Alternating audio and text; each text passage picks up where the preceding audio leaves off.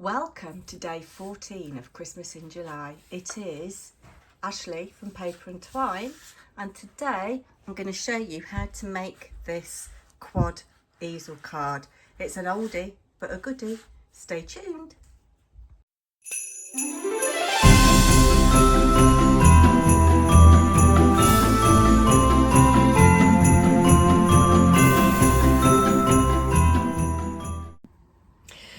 So to make this card, you will need a lot of supplies. It looks very complicated, but it's very simple.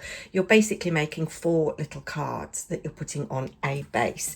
So I have got some lovely pearlescent card that I'm using as my base. This is 7 by 7. I've got some holographic, which is 6 3/4 by 6 3/4.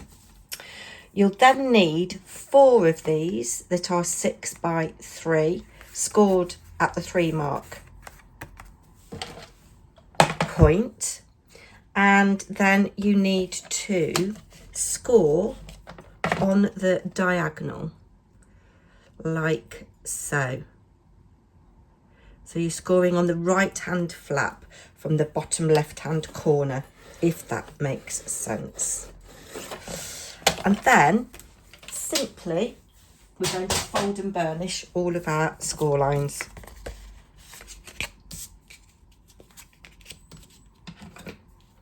Looks like the heat wave is breaking, everybody.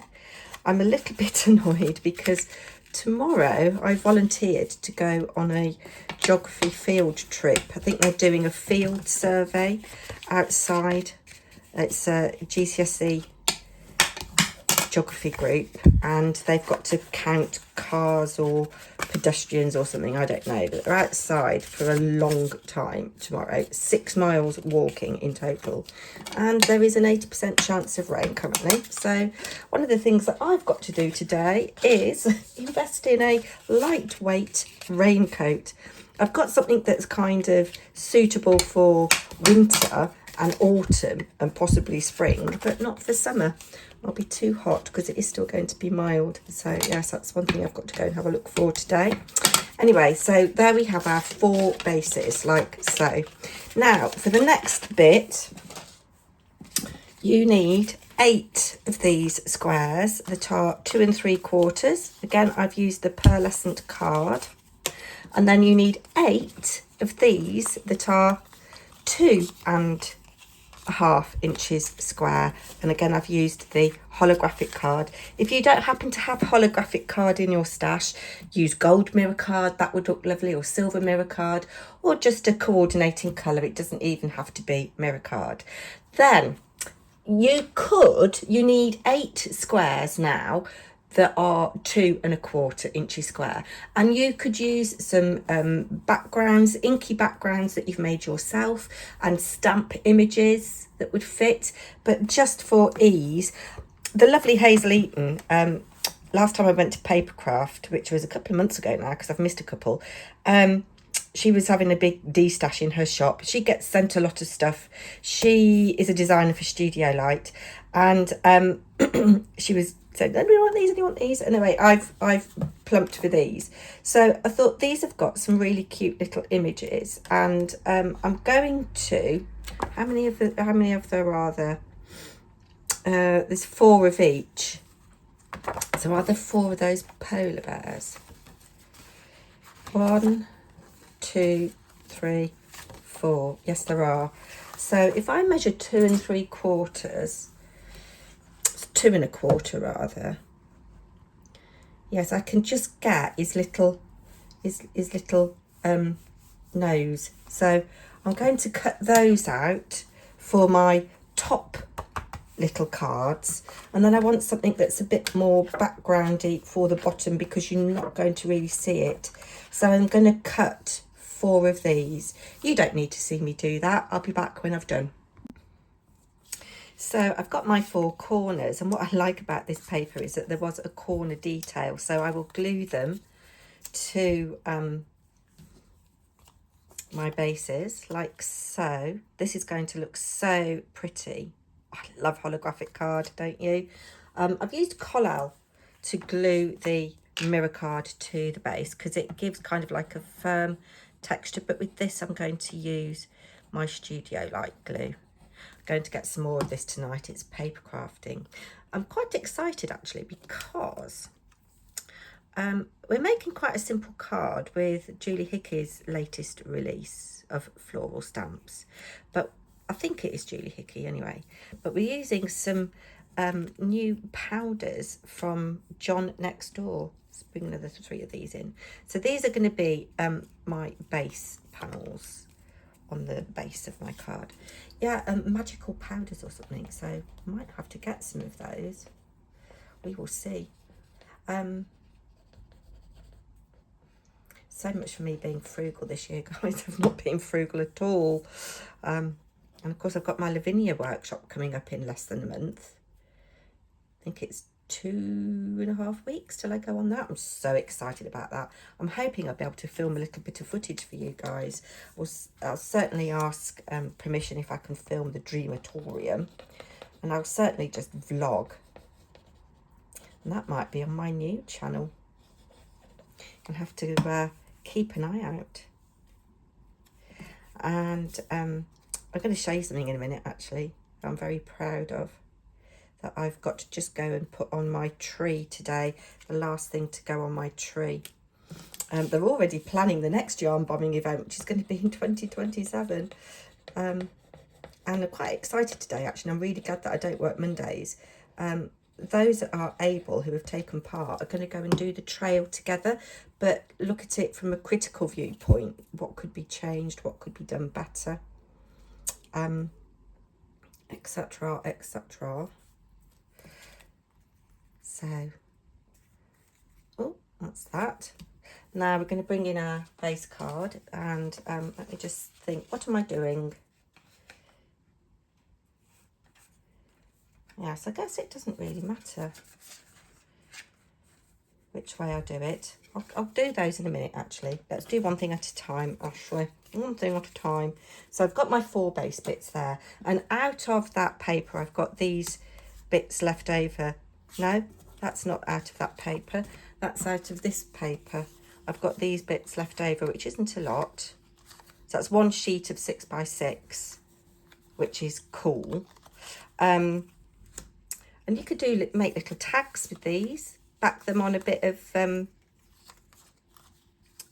card. You could layer up and make some little tags with those. How cute would they be? And then this was what was left out of my other bit. So I could definitely do something with those. If I cut those, that could be a nice card. Again, they could be little tags. Such pretty paper, this studio light paper. I don't know whether it's still available, whether you'd be able to get it. It's called Arctic Winter. So pretty. So I'll be saving those scraps. You don't need to see me glue these on. I'll do one just so that you can see. But these are the ones that are going to go on the outside of our easel card. I think this is called a quad easel card. These have stuck together. Got a bit of gluage there. Yeah, so as I said in my introduction, this is a card that folds flat, but my kind of out of the box thinking was how lovely this would be as a table setting.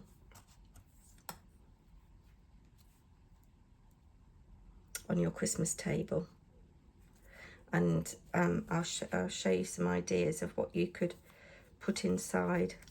A little bit might just, let's see if I can, yeah, being a bit heavy handed with the old collal. Yeah, you don't need to see me glue the rest. I'll come back in a minute. So I think I'm going to use a little bit of collal glue on my base piece because I do want wiggle room so that I can line up my matten layers as best as, that doesn't go on there Ashley, as best as possible.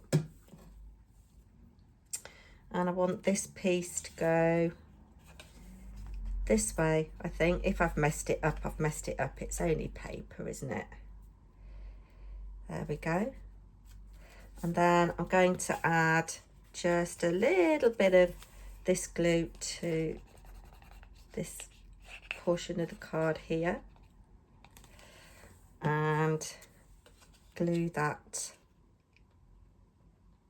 like so.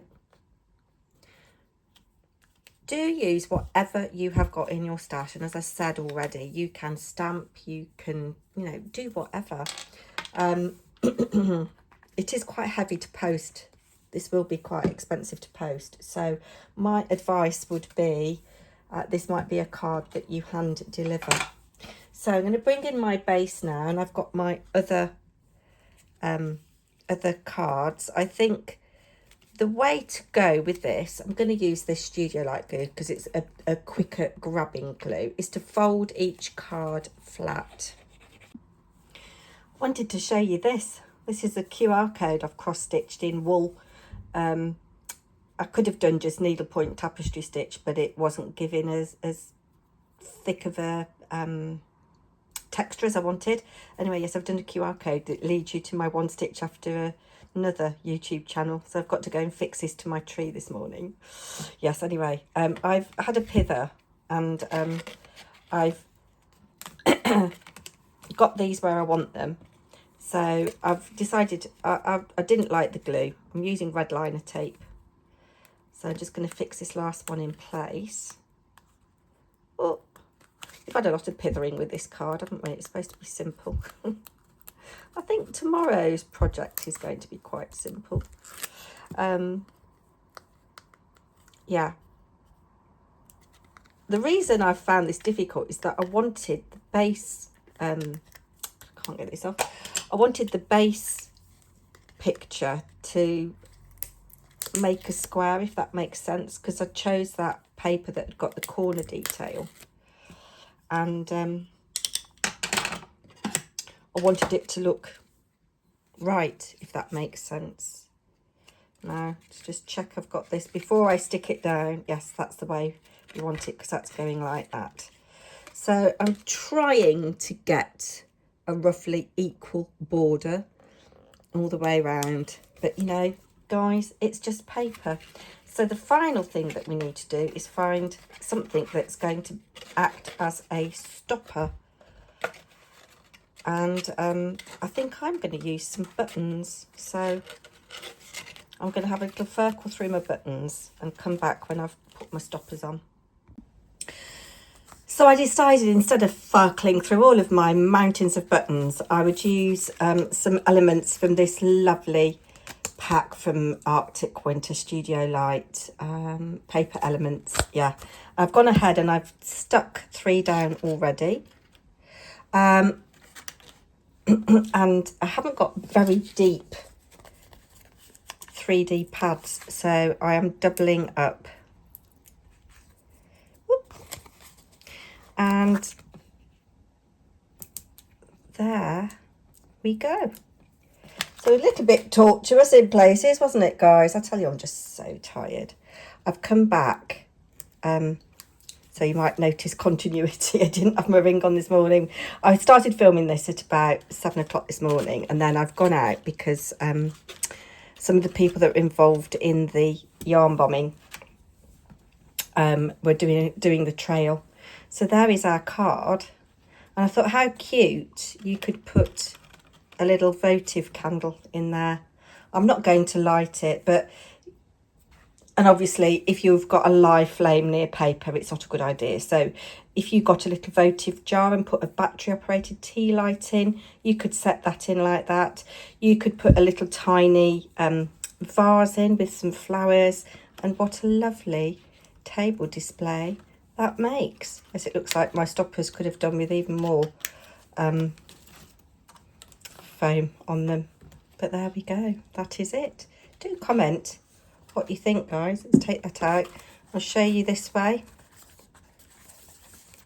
And there we go. So that's the end of day 14. I wonder what day 15 will bring. It might be something that you've requested. Take care, everybody. Bye now.